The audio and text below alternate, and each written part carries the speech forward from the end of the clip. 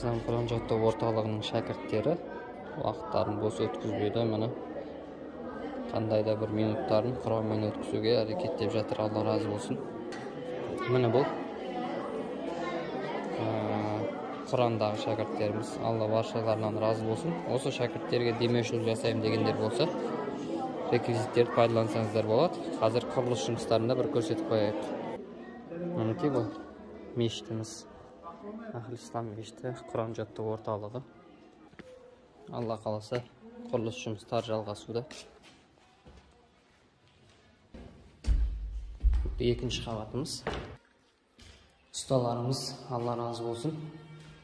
Дәретхананың құрылыс жұмыстарын жалғастыруда мінекей.